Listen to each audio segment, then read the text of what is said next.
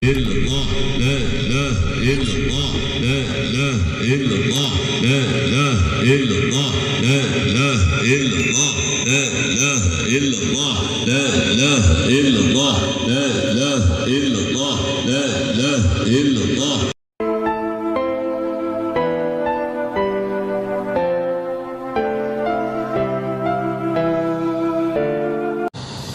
يا مهدي يا معلم يا سلام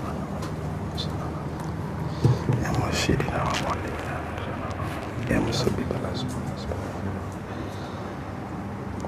يا محول الأحوال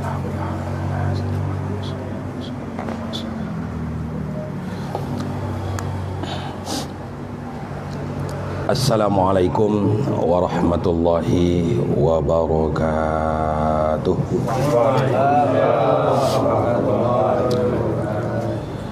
Alhamdulillahi rabbil alamin. Wassalatu wassalamu ala sayyidina Muhammadin wa ala alihi wa sahbihi ajma'in.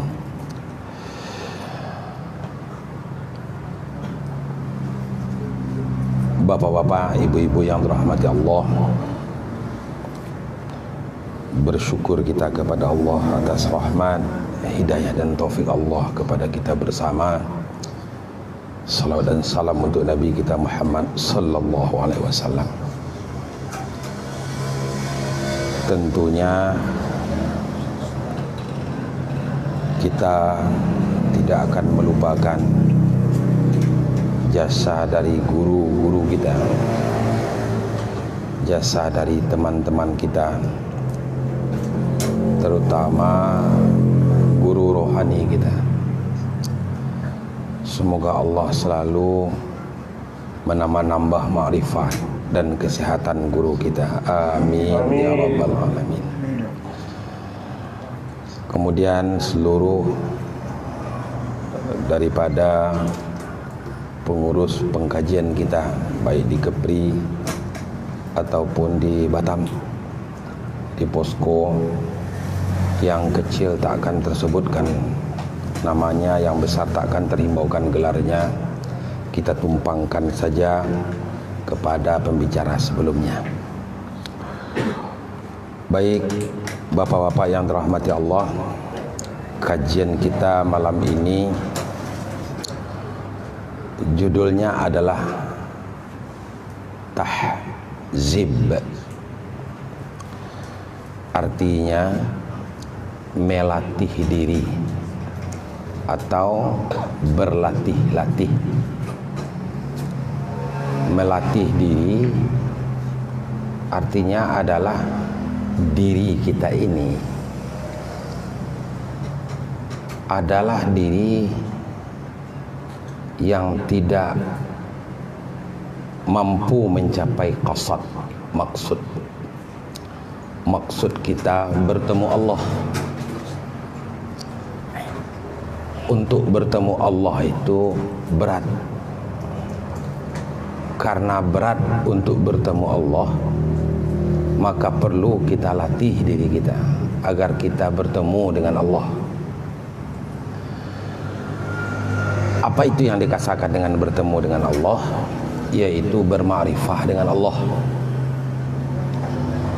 Maka yang dimaksud dari usaha kita adalah Allah. Yang bermaksud kita. Makanya para ahli zikir selalu mengucapkan ilahi anta maksudi, Tuhanku engkau yang aku maksud.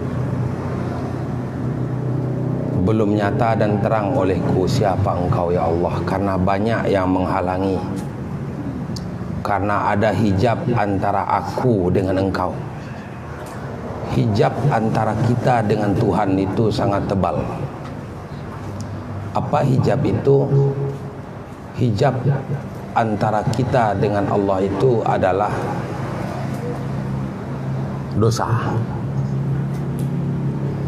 Jika dosa ini habis, hilang hijabnya satu. Kalau orang bergelimang dengan dosa, dia tidak bisa sampai kepada Allah. Dosa ini selalu menghimbau. Terletaklah dosa itu pada sombong, timbullah dosa itu pada ujub, timbullah dosa itu dengan cara memfitnah.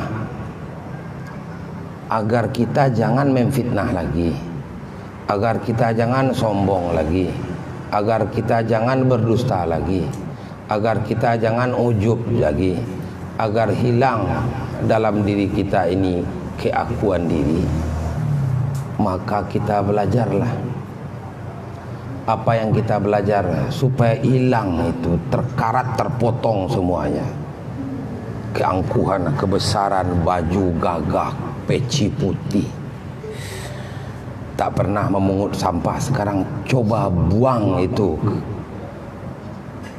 keangkuhan itu dengan cara mengambil sampah, cara melayani orang. Maka melatih agar hilang ini sifat semuanya, jangan kembali lagi dia. Sudah kita beristighfar, astaghfirullahalazim allazi la ilaha illa huwal hayyul qayyum wa atubu ilaih. Mohon ampun aku ya Allah, aku kembali kepadamu ya Allah. Selama ini aku tidak dengan engkau ya Allah, aku kembali kepadamu ya Allah. Ampunkan dosaku ya Allah. Tidak lama kemudian bikin lagi dosa,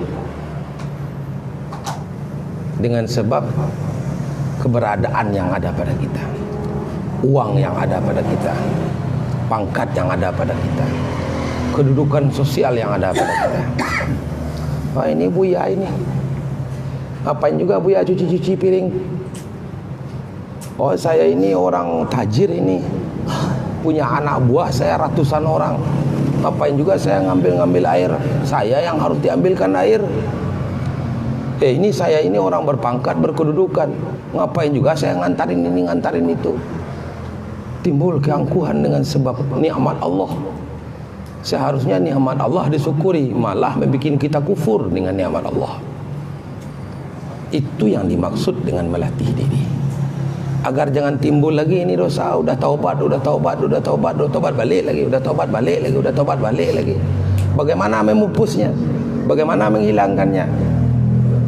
Belajarlah kita menyusun sandal, belajarlah kita memuliakan orang, belajar kita mencintai yang kecil, belajar kita menghormati yang besar, belajar kita menghargai orang yang bodoh.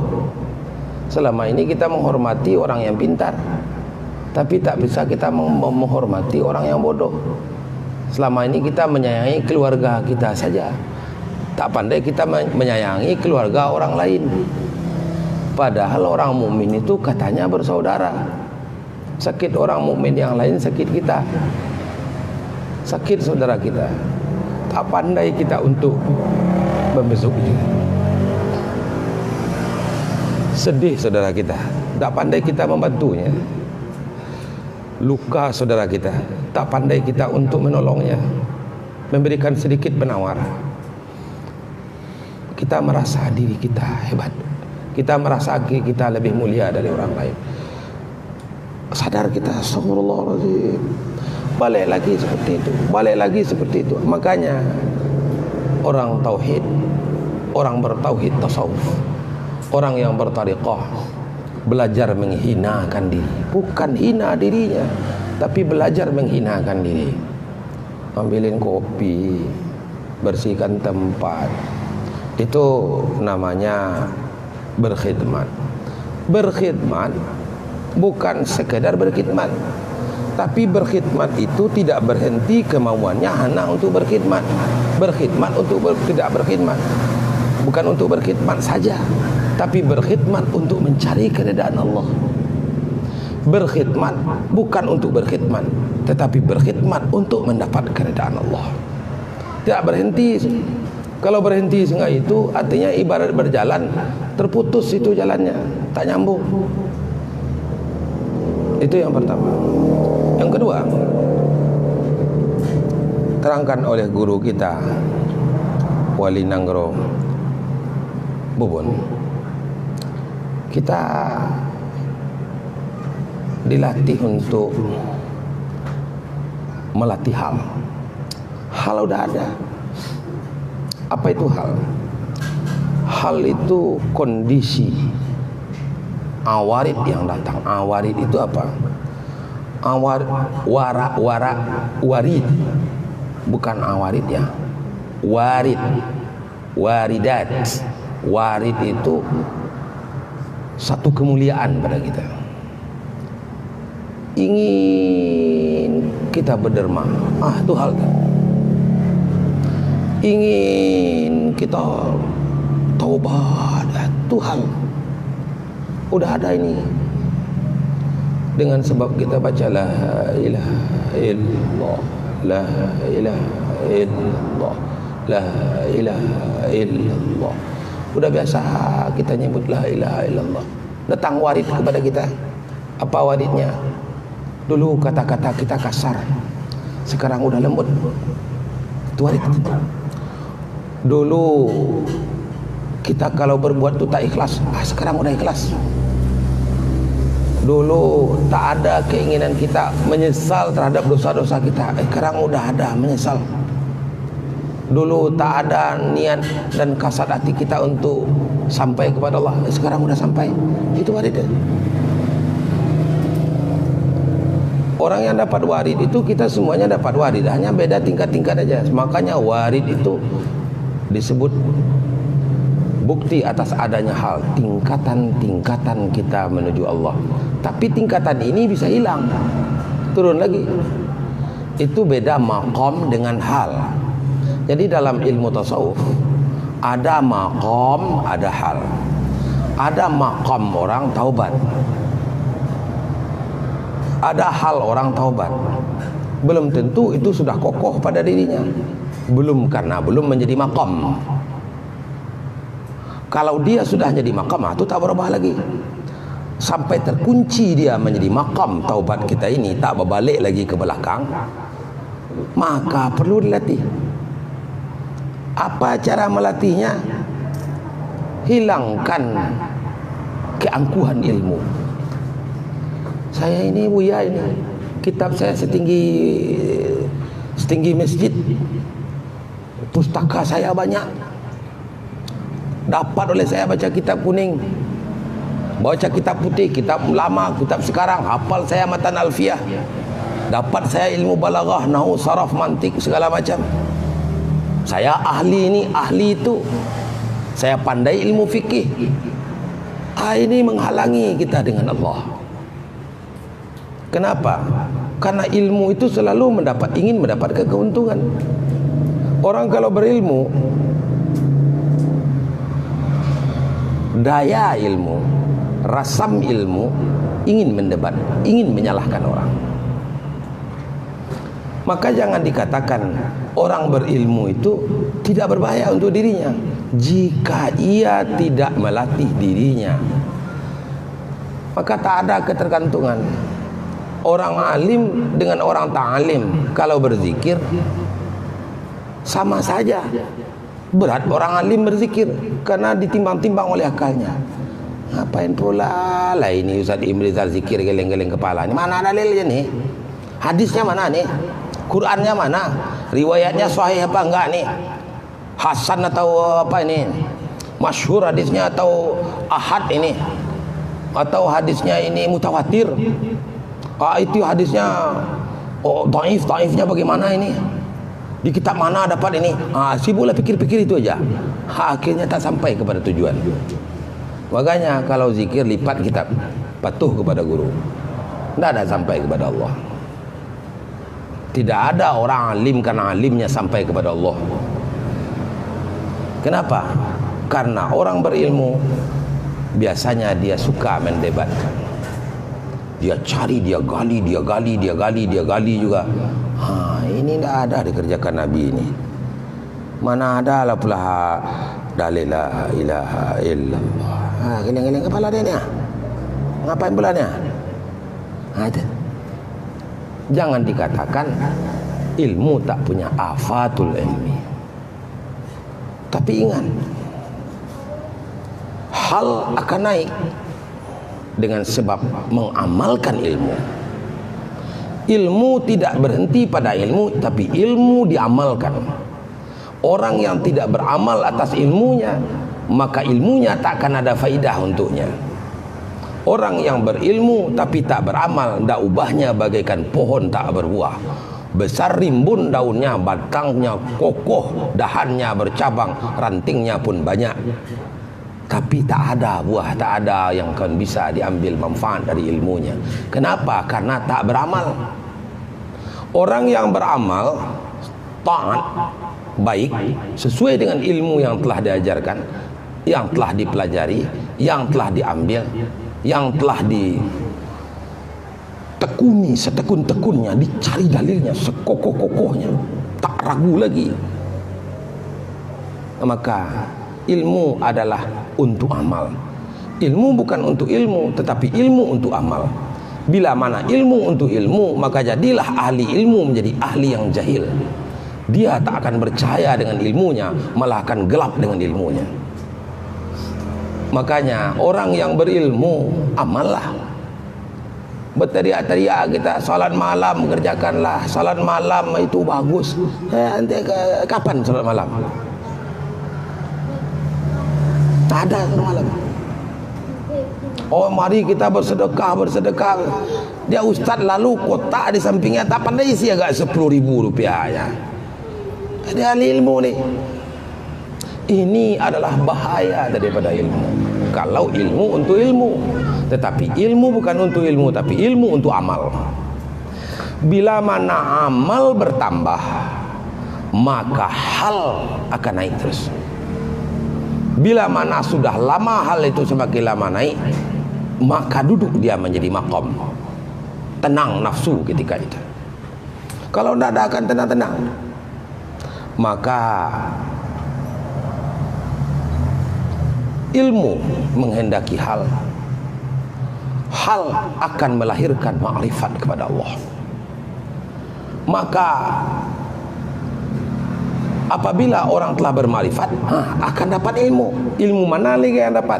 Yaitu ilmu dengan Allah, bukan ilmu yang tadi. Makanya para ulama membagi ilmu menjadi dua. Pertama namanya ilmu zahir, yang kedua namanya ilmu batin. Ilmu zahir adalah ilmu tentang rukun salat, tentang betul cara membaca la, dibaca panjang, la i, hamzahnya dizahirkan, dinyatakan, la ilah, tidak boleh dibaca la ilah, tapi la ilaha, hanya panjang, la ilaha illallah. Ada apa ilmu tu? Namanya ilmu zahir, ilmu tajwid. Tahu rukun-rukun membacanya. La, tidak. Ilaha, maujud bihaq, tidak ada. Ma'bud bihaq, tidak ada yang disembah yang sebenarnya. Sebelum menyebut tidak ada yang disembah sebenarnya, sudah ada keyakinan yang Tuhan itu Allah. Dinafikan Tuhan yang selain Allah, dinyatakan Tuhan itu hanyalah Allah. Illallah, nafi isbat namanya. Itu ilmu. Masuk kita pesantren kelas 3 dapat tu. Kelas 1 dah dipelajari itu. Kalau cuma itu ilmu. Oh dah. Begitu pula salat yang zahir. Oh, rukun salat. Ada berapa rukun salat? Oh, 13. Ilmu zahir. Yang 13 itu ditambah dengan tumakninah pada masing-masingnya. Tumakninah ketika rukuk, tumakninah ketika yang tidal, tumakninah ketika sujud, tumakninah ketika duduk antara dua sujud. Itu begitu. Kalau tak ada tumakninahnya, kalau berdiri sudah pasti orang tumakninah karena wajib baca Fatihah. Kalau waktu membaca tahiyat, sudah pasti orang tumakninah karena dia membaca tahiyat, kan begitu. Oh, cuman buat tumakninah dah. Udah dibaca, pelajari semuanya, membacanya yang betul. Subhana rabbiyal a'la wa bihamdi. Itu hanya pedas. Hamdi, tidak boleh hamdi. Itu namanya ilmu syariat. Satu sungai yang mengalir di sana, namanya sungai syariat. Air mengalir di sana, air yang jernih. Sempurnakan syariat. Kemudian ada yang kedua namanya ilmu batin. Itulah ilmu tarikat. Ilmu tarikat diajarkan dalam ilmu tarikat itu metode mengingat Allah. Agar berisi itu syahadatnya, agar berisi itu salatnya. Ada isi. Contoh, ia ucap dengan fasih kalimat asyhadu an la ilaha illallah. Aku naik saksi, aku menjadi saksi, aku saksi. Artinya dia betul-betul melihat bahwa tak ada Tuhan selain Allah. Bohong kesaksianmu, kamu saja tidak pernah melihat Allah.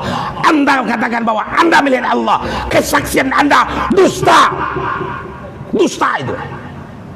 Dia tak pernah melihat Tuhan, dia katakan dia menyaksikan Tuhan. Asyhadu anna Muhammadar Rasulullah. Dia katakan aku naik saksi, menjadi saksi bahwa Muhammad adalah Rasul Allah. Muhammad tak pernah dilihat zatnya, tak pernah dilihat sifatnya, kesaksiannya palsu, munafik.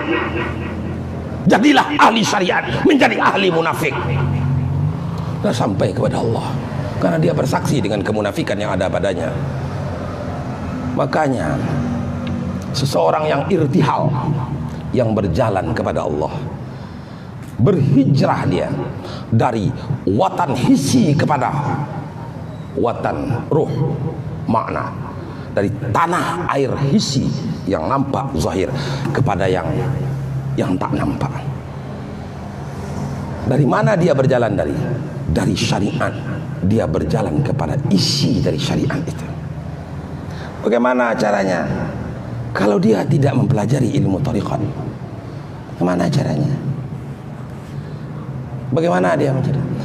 Dia sekadar ilmu yakin aja. Kata guru, Nabi Muhammad itu ada. Tanya itu, ciri-ciri Nabi Muhammad bagaimana secara syariat? Badannya begini begitu, rambutnya begini begitu. Yang syariat aja tak dapat. Ucapan pula asyhadu la ilaha illallah. Dusta kan?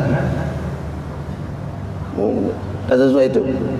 Jangankan sifatnya, jangankan zatnya, sifat Nabi Muhammad jangan dapat.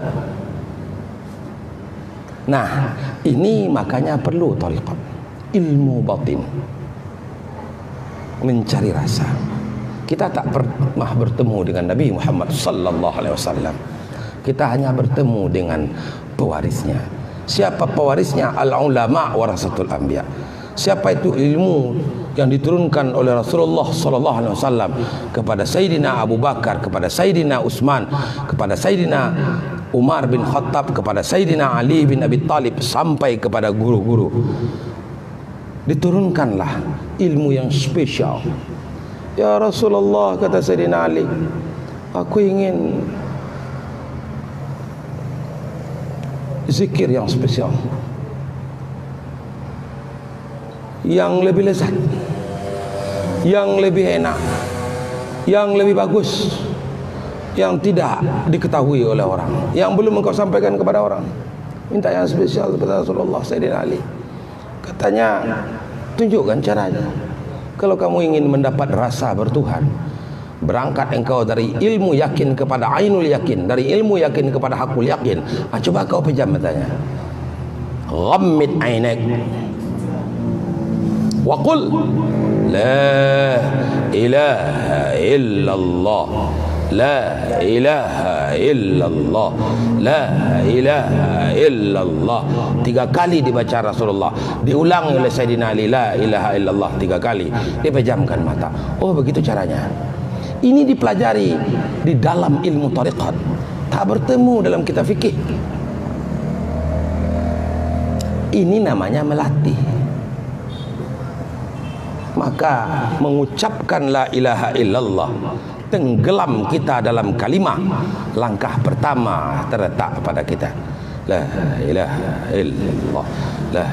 Dinaikkan Allah dari kalimah semata-mata menjadi nur semata-mata. Datang waridat, datang waridat akan menyampaikan kita makrifat kepada Allah Subhanahu wa taala.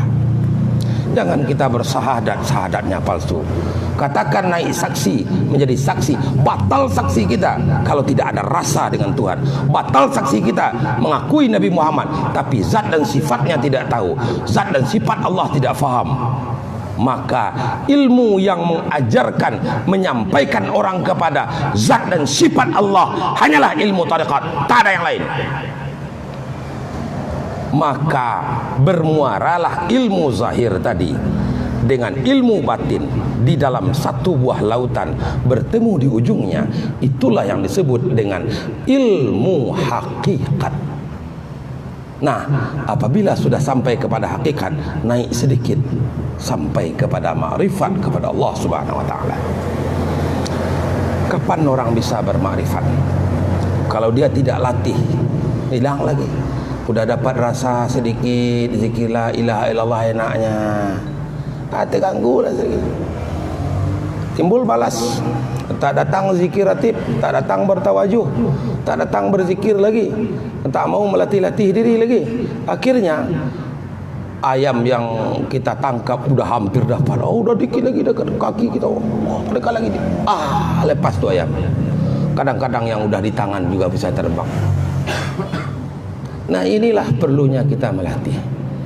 Kalau kita menghindar mempertahankan keangkuhan diri kita, merasa juga bahwa diri kita ini adalah orang alim, merasa diri kita ini masih juga orang kaya, merasa diri kita ini orang mulia, maka hilanglah itu maqam, maka hilanglah itu hal, maka turun lagi. Setiap mau naik turun lagi sampai tidak sampai kita kepada maksud. Mudah-mudahan dengan istiqamah kita di jalan hak, sempurnakan syariat, sempurnakan tarikat, sempurnakan ilmu zahir, sempurnakan ilmu batin, maka sampai kita kepada satu muara yang disebut dengan ma'rifat kepada Allah. Ketika angin telah bersiru, ombak telah bersabung, kain kapan sudah akan dicabik. Ketika itu kita nak menemui Allah, terloncatlah dari lidah ini la ilaha illallah. Mati kita dalam keadaan husnul khotimah. Allah balasi kita dengan balasan yang tak setimpal dengan amal yang kita perbuat. Hanya sedekah 1 juta, 2 juta, 3 juta, balasannya surga. Hanya bersedekah 1.000, 2.000, 10.000, hanya sebentar waktu meninggalkan rumah keluarga, meninggalkan anak, meninggalkan istri di rumah. Kalau kita meninggalkan anak, meninggalkan istri di rumah untuk pergi bekerja dari pagi, Tengku Mudawi berangkat jam 7, pulang jam 6, tak ada komplain-komplain istri. Tapi kita mengaji hanya sekali seminggu, pergi ke posko, komplain pula istri. Katakan kepadanya, saya cari dunia dari pagi sampai petang untukmu. Saya hanya datang ke pengajian zikir sekali seminggu untukku. You know, itu. Iya, kadang-kadang kita kan lebih takut pula kepada istri daripada kepada Allah Subhanahu wa taala. Egois. Kepentingan untuk dunia kita, bersungguh-sungguh kita, kepentingan yang sifatnya sementara. Kalau kita udah mati, apakah ada orang membawa emas dan peraknya ke dalam kubur? Ada enggak? Nah, orang dulu ada tuh di kampung saya, kalau mati orang-orang suku lain masuk ke dalam kubur, letakkan emas peti, dibongkar oleh orang pribumi. Oh, ini ada nih, mati masukkan emas, dibongkar semua orang, ambil emasnya. Tidak ada itu emasnya, tidak ada itu peraknya, tak ada itu semuanya. Tinggal. Kalau udah tinggal kita di Temiang, udah tinggal kita di Bagan ya, Bagan kuburan juga itu. Sungai Panas. Sungai Panas ini dekat ini. Kira-kira wali kalau udah ke sana akankah bisa juga wali senyum kepada saya? Paling-paling wali udah ruh, saya datang berziarah ke kuburan wali sana. Wali ingin berbicara sama saya, wali ingin bersalam dengan saya tak tahu lagi, udah ruh, udah angin aja, tak ada lagi. Di dunia kita bisa berketawa, di dunia kita bisa berbuat, di dunia kita bisa melatih. Apa yang dilatih agar waridat yang datang itu tidak turun, naik terus. Itu yang kedua. Yang ketiga, melatih qasad, kemauan, keinginan. niat, sengaja, qasad. Kemauan ini kan macam-macam. Ya. Kemauan. Ada orang jauh nuntut ilmu 2 jam baru nyampai. Dekat aja rasanya. Ada orang nuntut ilmu, rumahnya samping masjid. Ustaz ada pengajian masjid, tak datang dia. Berat. Apa sebabnya itu? Qasadnya tak ada. Qasadnya tak ada, kemauan tak ada, sengaja tak ada. Kalau qasadnya tumbuh terus, dipupuk terus, ini pakai ilmu paksa ini. Kalau tak dipaksa, Ustaz Marhaban ni kalau tak dipaksa, barusan kemarin baru jatuh di motor. Dikiranya motor besar itu, mobil itu lebih besar, lebih kuat daripada motornya, ditabrak. Sakit itu sampai sekarang. Kalau tak kasat tak datang itu, tak datang itu. Makanya untuk melatih qasad ini kita wajib menjaga suasana. Makanya dalam thariqah ada aturan, ada adab dengan mursyid, ada adab dengan ikhwan.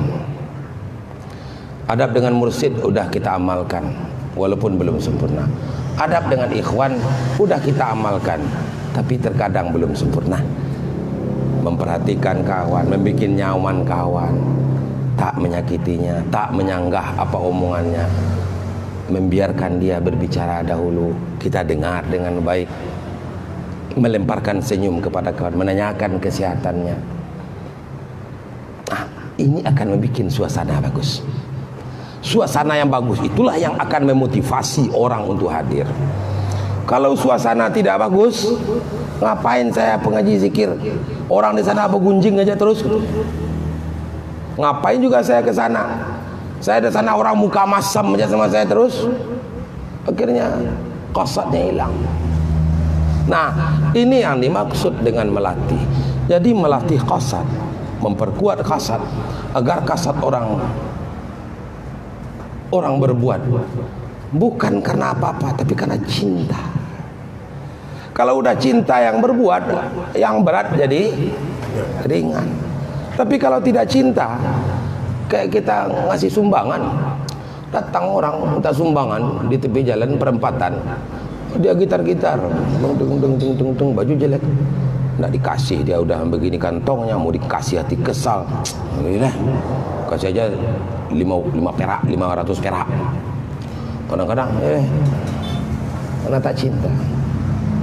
Tapi karena cinta kita ngasih 1 juta, 2 juta ringan, 10 juta gampang, 100 juta berapa aja kasih duit gampang, karena diawali oleh cinta. Tapi kalau cinta itu tidak datang, berzikir berat.